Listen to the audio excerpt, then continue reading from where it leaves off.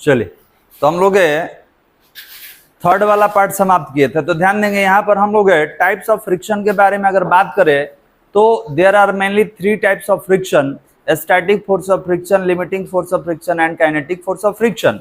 लेकिन काइनेटिक का और 2 पार्ट होता है जिसमें स्लाइडिंग और रोलिंग भी होता है बालक, ठीक है। और ये बहुत छोटा फ्रिक्शन होता है जिसको आगे चल के नोट में हम लोग पढ़ेंगे। देखिए, आप इसके अगर टाइप के बारे में बात करें तो there are basically 3 types of friction: static, limiting and kinetic. और काइनेटिक का 2 टाइप है: rolling friction and sliding friction. तो इसके बारे में हम आगे बात करने वाले हैं कि सर ये रोलिंग कब काम करता है, स्लाइडिंग कब काम करता है।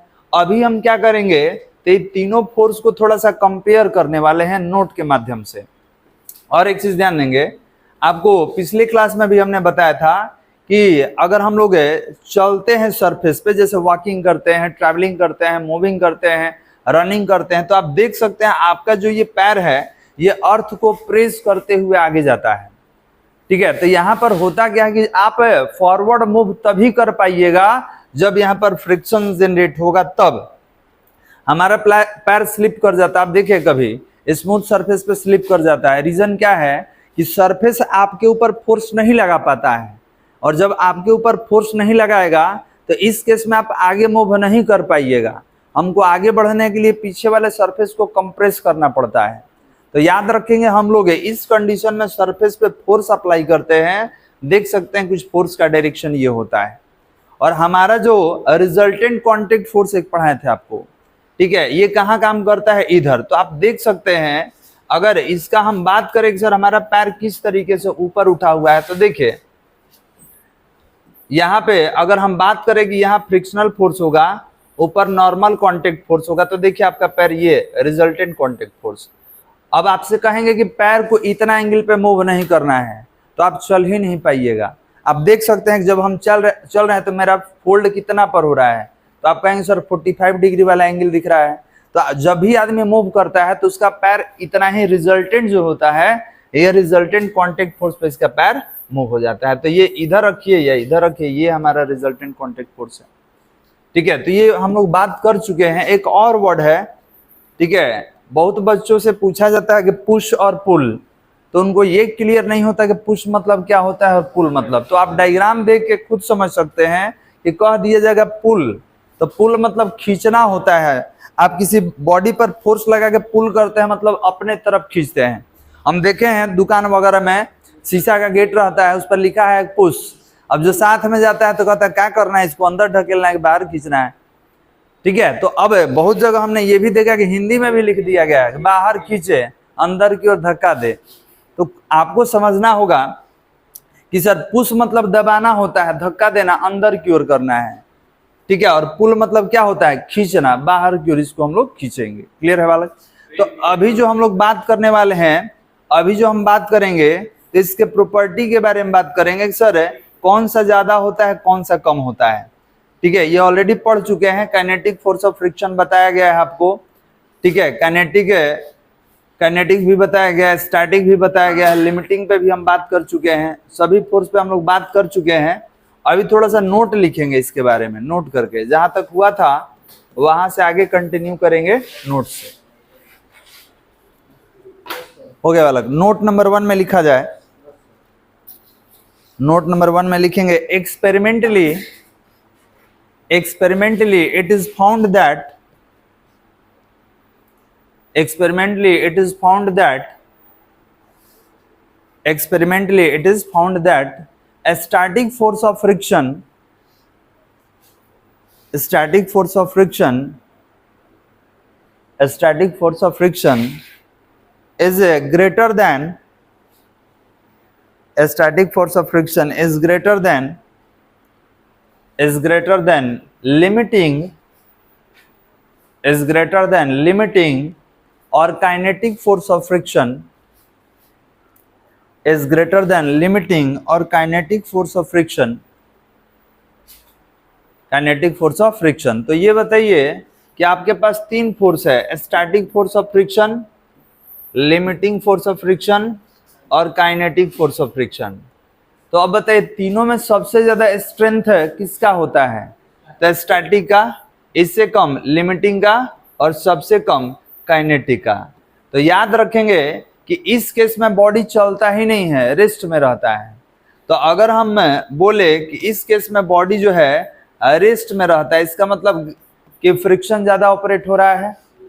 इस केस में जो होता है बॉडी जो होता है, बॉडी अबाउट टू मूव के कंडीशन में होता है, और इस कंडीशन में बॉडी जो होता है मोशन में होता है।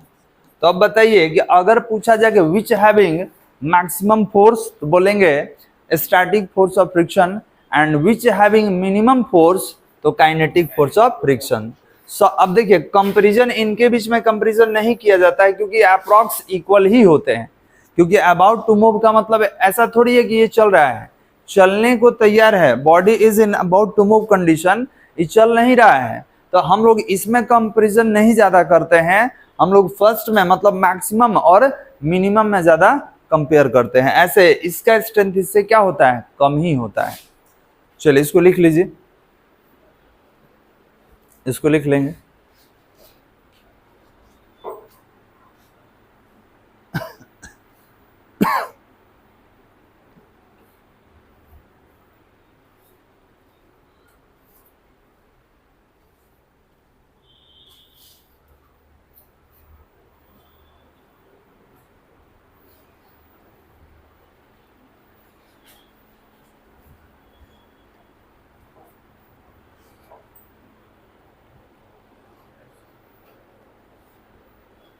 हो गया बालक। अब कंपेयर करेंगे कोफिशिएंट ऑफ फ्रिक्शन को। तो ये बताइए इसका कोफिशिएंट ऑफ फ्रिक्शन क्या था, म्यू एस, इसका क्या था म्यू एल, और इसका क्या था म्यू के। तो अगर इनके लिए कोफिशिएंट हम कंपेयर करें तो क्या लिखेंगे, थोड़ा सा देखा जाए। नोट नंबर 2 में, नोट नंबर 2 में बात करेंगे। नोट नंबर 2 में लिखा जाए द कोफिशिएंट ऑफ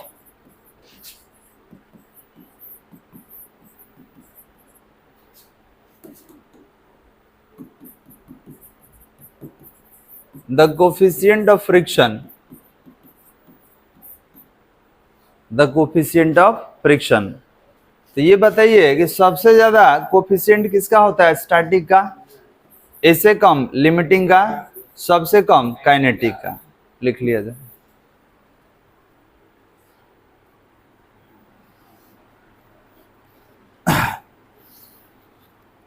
अब अगला टॉपिक में यही रहेगा, कोफिशिएंट ऑफ फ्रिक्शन ही हमको पढ़ना है।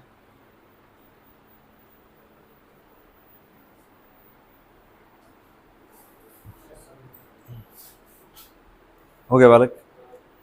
तो ये बताइए सबसे ज्यादा रफनेस किसका होगा, स्टैटिक का, सबसे कम रफनेस किसका होगा, काइनेटिक का। क्लियर है।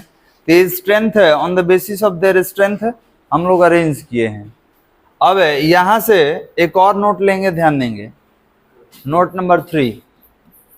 और देखिएगा अगर यहाँ पे लिख दिए स्टैटिक और यहाँ काइनेटिक, तो मालूम है कि ये ग्रेटर होता है। अब यहाँ पर हमने क्या किया, स्टैटिक अपॉन काइनेटिक कर दिया। तो जब ये इसके डिवीजन में आएगा तो यहाँ क्या बच जाएगा बालक, 1। क्लियर है। तो पहला कंडीशन आप कह सकते हैं कि सर स्टैटिक अपॉन काइनेटिक का जो रेशियो होगा ग्रेटर देन 1 होगा। स्टैटिक ऊपर काइनेटिक नीचे, तो इसका रेशियो हमेशा क्या होगा, ग्रेटर देन 1। और अगर एक और कंडीशन में कंपेयर करें, या mu S greater than mu के, और आपने बोला सर इस बार इसको नीचे लाया जाए, म्यू के ऊपर है और म्यू एस के अपॉन में लाते हैं, तो यहाँ क्या हो जाएगा, 1। तो यहाँ एक चीज और मालूम चला कि सर अगर स्टैटिक अपॉन काइनेटिक का रेशियो लीजिएगा तो that is always greater than 1, और अगर काइनेटिक ऊपर रहेगा स्टैटिक नीचे, तो ये क्या होगा, लेस देन 1। जैसे आपको एक वैल्यू देते हैं, आपको एक वैल्यू हम देते हैं, हमने लिखा कि 1.6, ये बताइए किसका रेशियो है, स्टैटिक अपॉन काइनेटिक का या काइनेटिक अपॉन स्टैटिक का। तो आप कहेंगे सर ये 1 से बड़ा है, तो 1 से बड़ा है इसका मतलब इसका रेशियो है, स्टैटिक ऊपर होगा और काइनेटिक नीचे। अगर इसको हम इस तरीके से लिख दे 0.23, तो आप कहेंगे sir that is less than 1। Less than 1 का मतलब काइनेटिक ऊपर स्टैटिक नीचे। समझ में आ रहा है। इसको लिख लिया जाए नोट नंबर 3 में। यहाँ केवल रिलेशन बताना है फॉर्मूले में।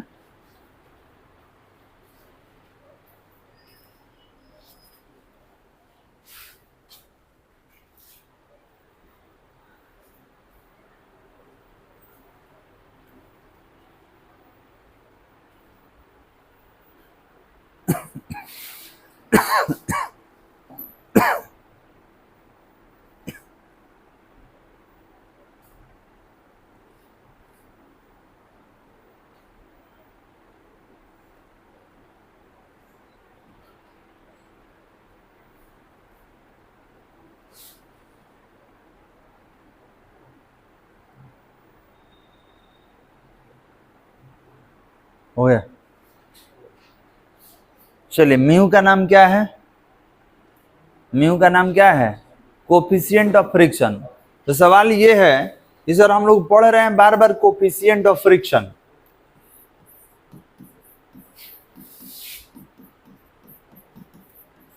Coefficient of friction. तो सवाल ये है कि सर ये कोफिशिएंट ऑफ फ्रिक्शन होता क्या है और इसको निकाला कैसे जाता है? तो कोफिशिएंट ऑफ फ्रिक्शन को हम लोग म्यू से लिखते हैं and it is a constant which gives the information about nature of the contact surface। समझना है, लिखना नहीं है अभी। ये क्या है और इसका यूज क्या है थोड़ा समझिए। आपको पिछले क्लास में बताया गया था कि we have two surface, we having a board and a table or desk। तो which having maximum friction, तो that having maximum friction, in which amount that friction, तो आप बोलेंगे sir we don't know, we only tell about the friction on the basis of their quality. आप कहेंगे sir हम केवल quality के आधार पर इसको बता सकते हैं कि ज्यादा रफ है और ये कम रफ है, मतलब इसका स्मूथनेस ज्यादा है, इसका स्मूथनेस कम है। तो आप क्वालिटी के बेसिस पर उसको डिसइंटीग्रेट करते हैं, क्योंकि ह्यूमन जो होता है अपने सेंस ऑर्गन से on the basis of their quality he disintegrate कर पाता है। लेकिन पूछेंगे कितना मैग्नीट्यूड में बताइए, तो आप नहीं बता पाइएगा। तो याद रखेंगे किसी भी सरफेस के नेचर को मैग्नीट्यूड के टर्म में रिप्रेजेंट करने के लिए हम लोग एक कांस्टेंट बनाए हैं और that constant is called coefficient of friction. यही क्या करेगा, तो इट गिव्स द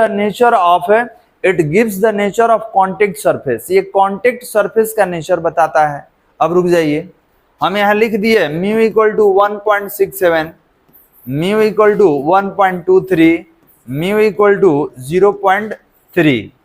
आपसे पूछा गया कि बताइए इसमें स्टैटिक वाला कौन है? तीनों में स्टैटिक वाला कौन है? तो आप कहिएगा सर जो ज्यादा होगा, क्योंकि स्टैटिक में रफनेस ज्यादा होता है। तो ज्यादा वैल्यू किसका है? इसका। तो ये स्टैटिक का हो गया।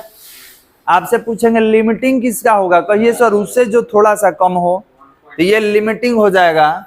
और पूछा जाए कि काइनेटिक वाला कम होगा, तो काइनेटिक वाला कहिए कि जो सबसे कम होगा वो काइनेटिक होगा और दैट इज काइनेटिक। तो अब बताइए कि अगर पूछे कि लिमिटिंग उससे कितना कम है तो सब्ट्रैक्शन करके बता सकते हैं, अगर काइनेटिक कितना कम है तो सब्ट्रैक्शन करके बता सकते हैं। तो इसमें अगर पूछा जाए कि ये रफ है तो इससे कितना ज्यादा रफ है तो आप सब्ट्रैक्शन करके बता सकते हैं, या स्मूथ है तो कितना स्मूथ है तो सब्ट्रैक्शन करके बता सकते हैं। तो बताइए यहाँ मैग्नीट्यूड निकल जाएगा कि नहीं? या मैग्नीट्यूड बता सकते हैं कि नहीं? बिल्कुल बता सकते हैं। लेकिन अगर ये नहीं रहता तो आप मैग्नीट्यूड बताते हैं? नहीं बताते। क्लियर है बालक? तो याद रखेंगे ये जो आप देख रहे हैं इससे क्या हम लोग लिख सकते हैं, इससे क्या रिप्रेजेंट हो रहा है? तो sir nature of contact surface. हमको मालूम चल जाएगा कॉन्टेक्ट सरफेस में रफनेस ज्यादा है या कम है। अब यहाँ लिख दिए 1.9, 2.6, 1.3 रैंडमली हमने लिख दिया। आपसे पूछा कि बताइए इसको स्टैटिक दिया जाए, लिमिटिंग दिया जाए, काइनेटिक दिया जाए, कौन दिया जाए? ये कोफिशिएंट ऑफ फ्रिक्शन है, किसका लिखा जाए? लिमिटिंग का, स्टैटिक का, काइनेटिक का? तो आप कहेंगे कि सर काइनेटिक का सबसे कम होता है, स्टैटिक का ज्यादा, मतलब ई स्टैटिक का हो जाएगा और सबसे कम लिमिटिंग का, सबसे कम काइनेटिक का। तो बच कौन गया? लिमिटिंग वाला। पहचान जाइएगा ना जी। चलिए, तो अगला टॉपिक यही है जो सामने दिख रहा है, हेडिंग दे दीजिए, कोफिशिएंट ऑफ फ्रिक्शन। नोट नहीं है, नोट में नहीं लिखना है। और इसको हम लोग एक ग्रीक सिंबल है म्यू, इससे लिखते हैं हम लोग।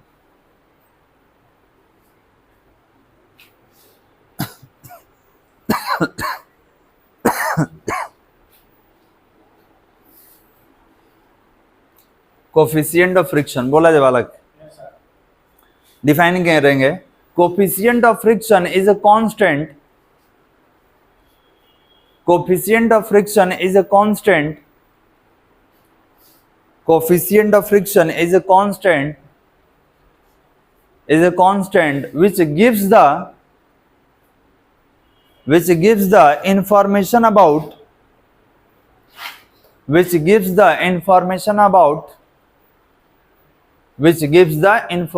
about nature of which gives the information about nature of contact surface, which gives the information about nature of contact surface. Contact surface, it is defined as,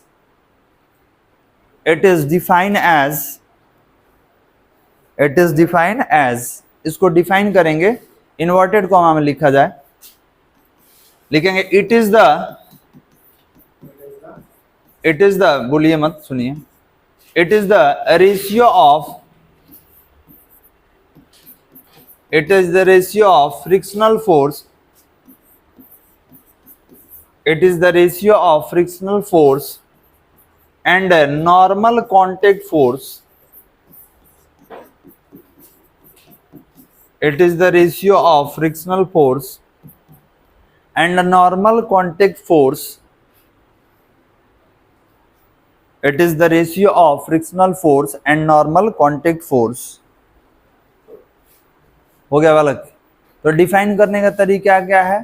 तो that is the ratio of frictional force and normal contact force. It is denoted by, paragraph change करके, it is denoted by a Greek symbol mu. It is denoted by a Greek symbol mu. Mu से denote करेंगे. अब ये होगा कितना? ये होगा mu equal to coefficient of friction, यहां लिख दे रहे हैं,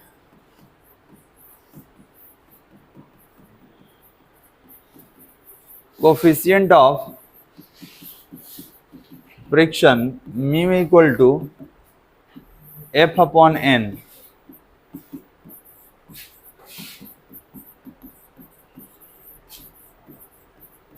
frictional force upon normal contact force. लिख लीजिए बालक.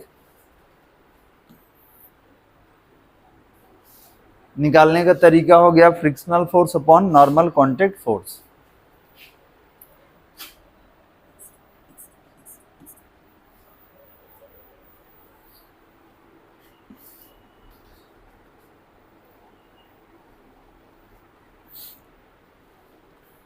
हो गया बालक. एक चीज और ध्यान देंगे, अभी जितना आप लिखे हैं, जितना बार किसी में यूनिट हम लिखे थे नहीं, 1.23, 1.69, 1.92 यही ना लिखे थे बालक. तो याद रखेंगे इट इज ए यूनिटलेस और डायमेंशनलेस क्वांटिटी. क्यों? क्योंकि कभी भी सेम रेशियो का जो क्वांटिटी होता है हमेशा यूनिट. तो देखिए फ्रिक्शनल फोर्स है तो इसका भी यूनिट क्या होगा? न्यूटन होगा, और इसका भी क्या होगा? न्यूटन होगा. तो जब दोनों का यूनिट न्यूटन होगा तो क्या हो जाएगा? 1.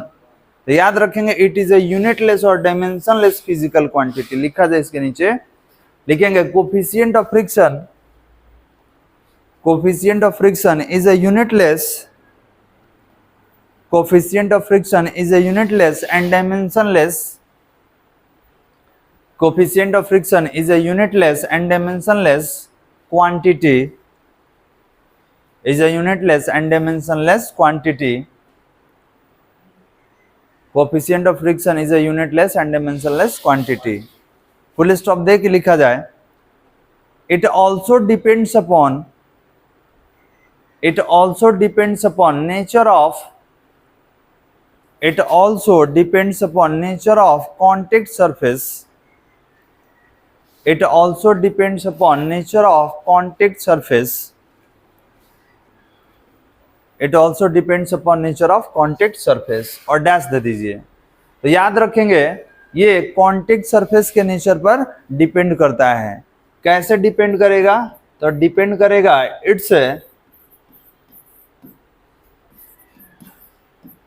its surface is dry or wet, इसके बाद rough, smooth, polished, non polished,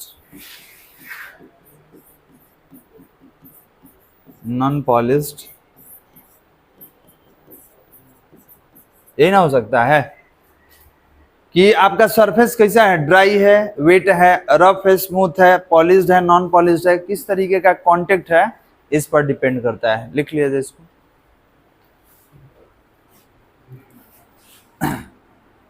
लिख लेंगे बालक।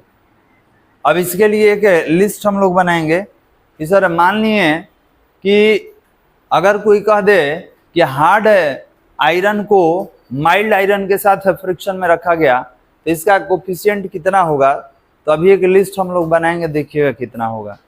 ये समझ में आ रहा है क्या बालक कि आपका सरफेस कैसा है, एक ड्राई एक वेट है कि दोनों ड्राई है, एक पॉलिश्ड नॉन पॉलिश्ड है कि दोनों पॉलिश्ड है। आपका सरफेस कैसा है उस पर डिपेंड करता है फ्रिक्शन, और कोफिशिएंट ऑफ फ्रिक्शन भी डिपेंड करता है, जिसके बारे में अभी हम लोग लिख रहे हैं। चलिए हो गया बालक, एक लिस्ट देखिए।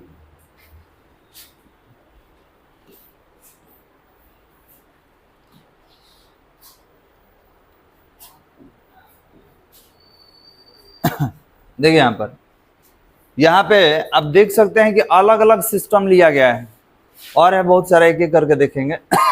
Correct, rubber on dry concrete, dry concrete ये हो गया, और इस पर रबर जब काम करेगा, जब उसको मूव कराएंगे तो इसके लिए आपका दो फ्रिक्शन, एक स्टैटिक का दिया हुआ है, एक काइनेटिक का, क्योंकि एक ज्यादा होता है कम होता है।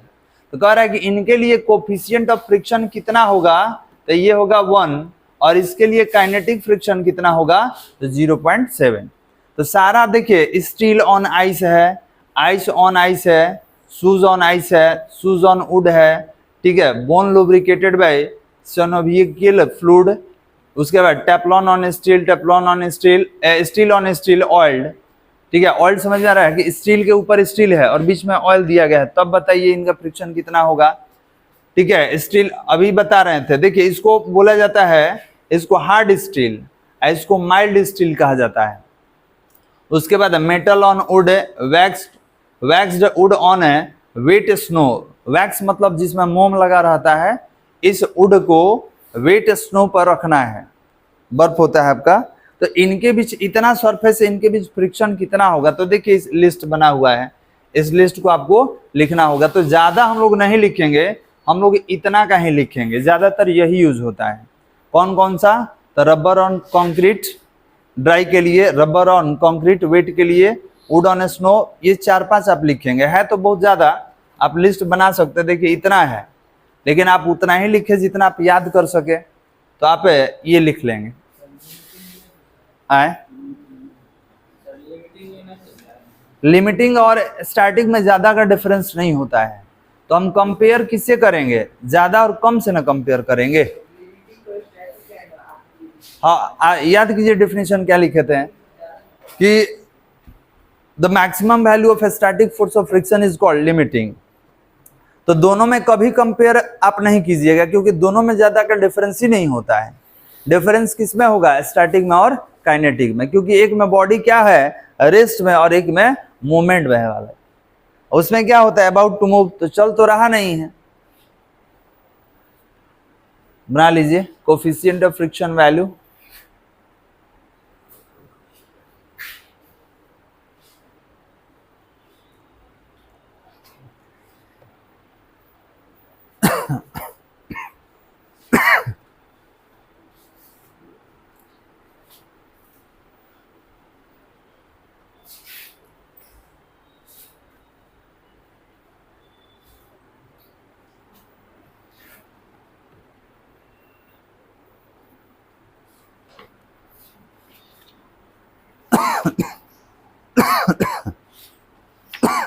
अब यहां से हम लोग कुछ फ्रिक्शन के लिए एंगल निकालेंगे, जिसका नाम है एंगल ऑफ फ्रिक्शन।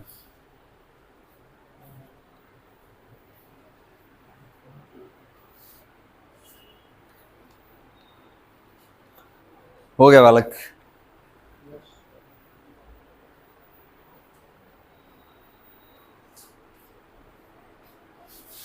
अब देख के बताइए, थोड़ा सा आपसे कुछ पूछा जाएगा। एक तरफ स्टैटिक का है वाला, एक तरफ काइनेटिक का है। हमको ये बताइए कि यहाँ पर इन दोनों में स्टील ऑन स्टील, तो ये हार्ड के लिए है, माइल्ड के लिए। देखिए इसको हार्ड कहा जाता है, ठीक है, और इसको क्या बोलेंगे, माइल्ड, नर्म होता है। इसका वैल्यू आप देख सकते हैं कम है, ठीक है, ये वैल्यू कम है, ये वैल्यू क्या है, ज्यादा है।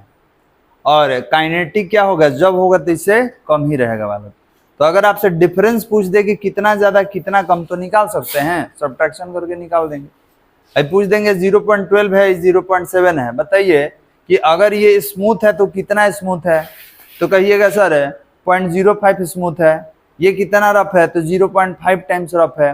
तो आप सब्ट्रैक्शन करके इसका रफनेस और इस स्मूथनेस को कंपेयर कर सकते हैं। लेकिन ये नहीं रहता तो आप बता देते कि स्टील पे स्टील रख के जब फ्रिक्शन करेंगे तो कितना, किसका रफनेस ज्यादा होगा, नहीं बता सकते थे।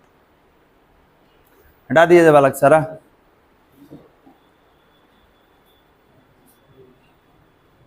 अब यहां से अगला टॉपिक जो है इसी में, जिसका नाम है एंगल ऑफ फ्रिक्शन, उस पर हम लोग बात करेंगे। कुछ वैल्यू आप याद रखेंगे, जनरली ये क्वेश्चन में दिया रहता है, लेकिन कुछ वैल्यू आपको याद रखना होगा। हो गया जी।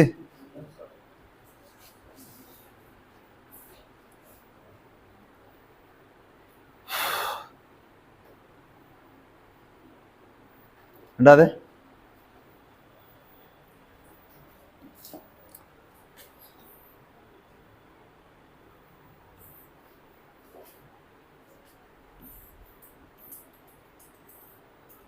चलिए आगे बढ़ते हैं। आगे हमको पढ़ना है एंगल ऑफ फ्रिक्शन के बारे में। एंगल ऑफ फ्रिक्शन के बारे में हम लोग बात करेंगे। देख ले रहे हैं इसमें कहाँ है, चलो इसमें दिख नहीं रहा है। हेडिंग दिया जाए एंगल ऑफ फ्रिक्शन।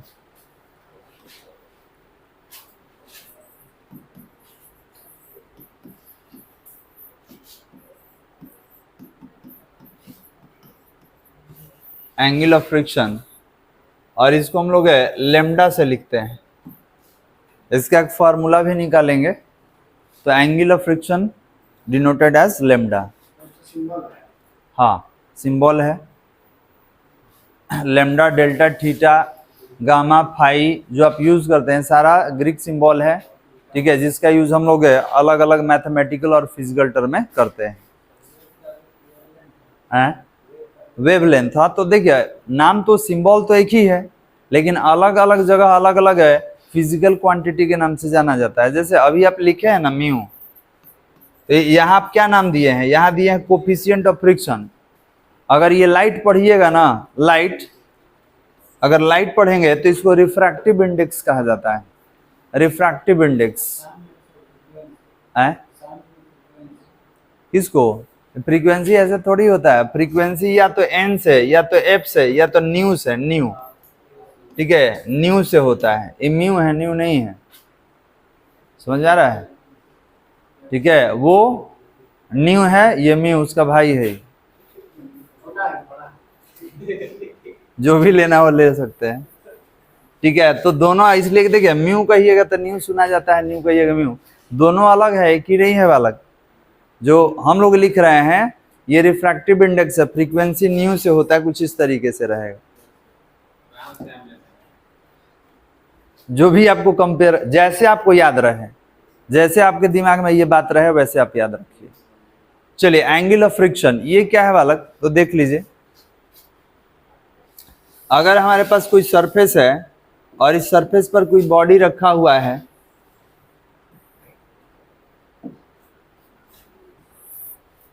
एक रफ सरफेस है और इस पर कोई बॉडी रखा गया है, ध्यान देंगे। तो अगर फोर्स अप्लाई कीजिएगा, इधर अप्लाइड फोर्स लेंगे तो इधर क्या होगा, एक फ्रिक्शनल फोर्स ऑपरेट होगा, और आप जानते हैं कि नीचे mg होता है जिसको वेट कहा जाता है, और इसके ऊपर क्या होगा, नॉर्मल कांटेक्ट फोर्स। तो अब ये बताइए, बात नहीं कि ये नॉर्मल कांटेक्ट फोर्स किस पर डिपेंड करता है, mg पर, क्लियर है बालक। और mg जो है, mg पर कौन डिपेंड करेगा, फ्रिक्शन फोर्स। तो आप बोलेंगे सर इसमें हमको एंगल ऑफ फ्रिक्शन नहीं दिखाई दे रहा है, तो ध्यान देंगे, अगर ये नॉर्मल कांटेक्ट फोर्स है और ये फ्रिक्शनल फोर्स है, तो इनके बीच में जो रिजल्टेंट फोर्स बनता है, इसको हटाना पड़ेगा, इनके बीच में जो रिजल्टेंट फोर्स होगा, इनके बीच में जो रिजल्टेंट फोर्स बनता है यहाँ पे, ठीक है, ये जितना ऊपर वाले के साथ नॉर्मल कांटेक्ट फोर्स के साथ जितना एंगल फॉर्म करेगा, दैट इज लेमडा। इसी को लेमडा कहा जाता है। और ये है कौन, तो इसको बोलेंगे रिजल्टेंट कांटेक्ट फोर्स। ये कौन सा होगा, रिजल्टेंट कांटेक्ट फोर्स। याद कीजिए हम लोग पढ़े थे शुरू में वहां पे हम लोग थीटा लेके पढ़े थे, क्योंकि उस समय एंगल ऑफ फ्रिक्शन हमने नहीं पढ़ा था।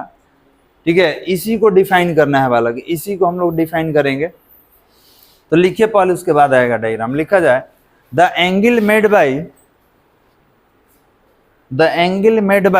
Resultant of normal contact force,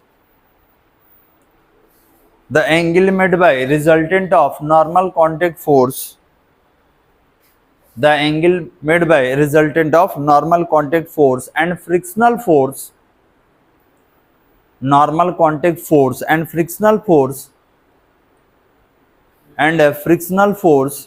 with the normal frictional force with the normal is known as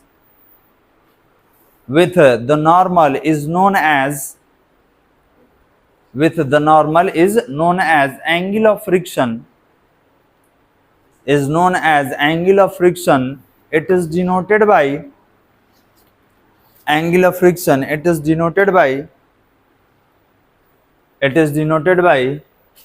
lambda,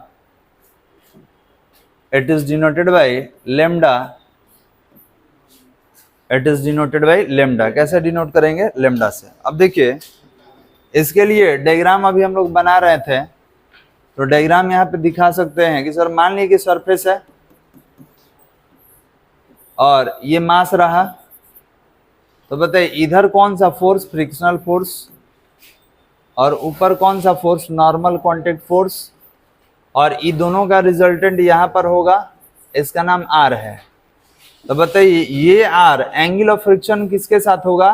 तो नॉर्मल के साथ, नॉर्मल कॉन्टैक्ट फोर्स के साथ जो बनाएगा यही हमारा लैम्डा है। अगर इसका नाम आर दिए हैं तो बताइए ये कंपोनेंट क्या होगा? तो आर कॉस डेल्टा होगा। रीजन क्या है? तो वेक्टर में हम लोग पढ़े थे, जिसके साथ एंगल बनेगा कॉस में, और इस पर एक और फोर्स होगा आर साइन लैम्डा, ये होगा बालक। तो आप कहेंगे नॉर्मल कॉन्टैक्ट फोर्स किसको? नॉर्मल कॉन्टैक्ट फोर्स को कंपेयर करेंगे किससे? आर कॉस है लैम्डा से, और फ्रिक्शनल फोर्स को किससे कंपेयर करेंगे? आर साइन लैम्डा से। डायग्राम बनाइए, डायग्राम बनाइए, बनाओ। और सरफेस को लिख लीजिएगा, रफ सरफेस। सरफेस जो होगा यहाँ पर, ये जो सरफेस है इसको ले लेंगे हम लोग रफ सरफेस।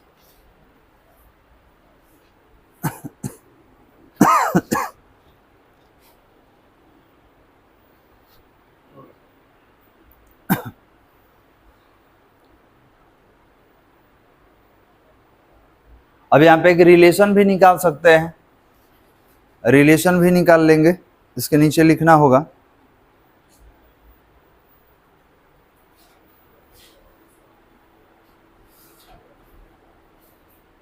बना लिया डायग्राम? इसके नीचे लिखेंगे if mu S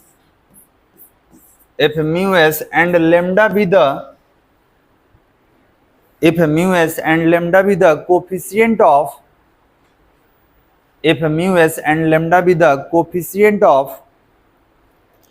friction, coefficient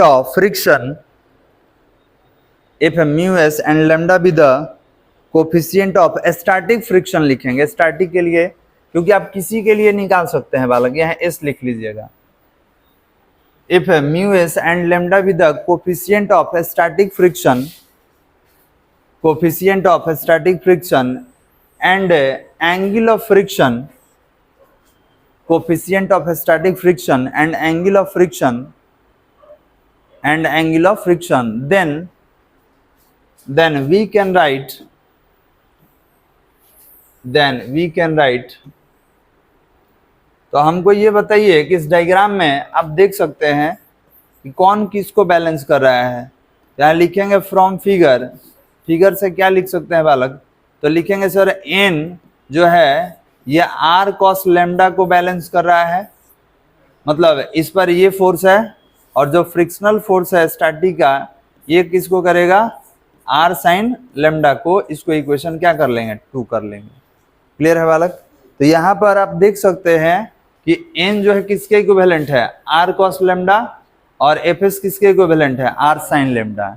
क्यों, तो जिसके साथ एंगल बनता है वो cos में रहेगा, जिसके साथ एंगल नहीं बनेगा sin में।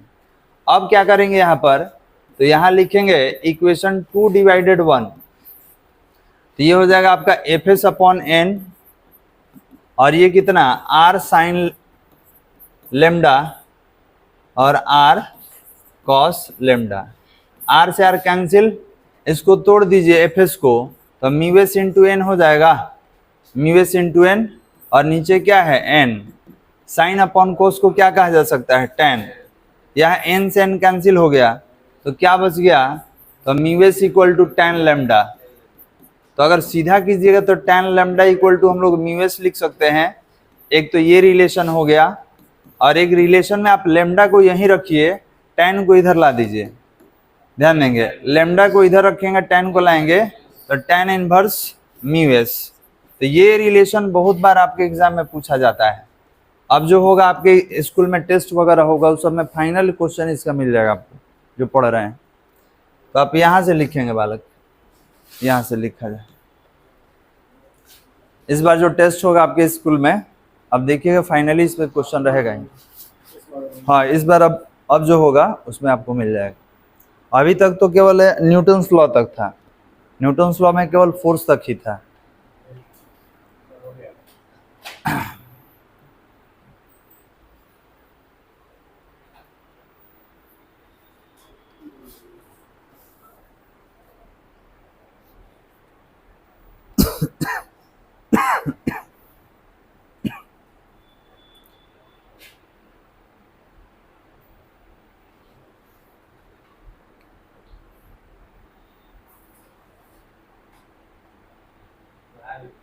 रुक जाओ, सबका हो जाने दो।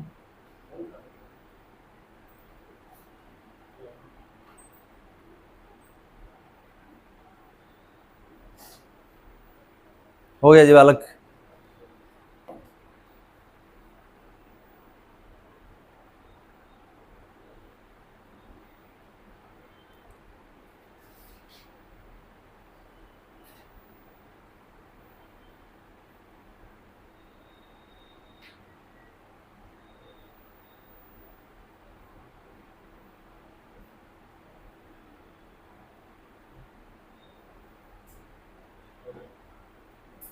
हो गया। इसमें बताइए लेम्डा का नाम क्या है, लेम्डा का नाम बताइए, एंगल ऑफ फ्रिक्शन। और म्यू का नाम क्या है, कोएफिशिएंट ऑफ स्टैटिक फ्रिक्शन। लिखिए लैंग्वेज, लिखेंगे equation number 3 and 4, equation number 3 and 4 are the required relation between, equation number 3 and 4 are the required relation between, required relation between angle of friction, required relation between angle of friction and coefficient of static friction and coefficient of static friction। ये दोनों का relation है, याद रखिएगा। बहुत बार आपके exam में पूछा गया है, पूछा जाएगा भी। हो गया बालक, बस यहीं तक रोक देंगे बालक।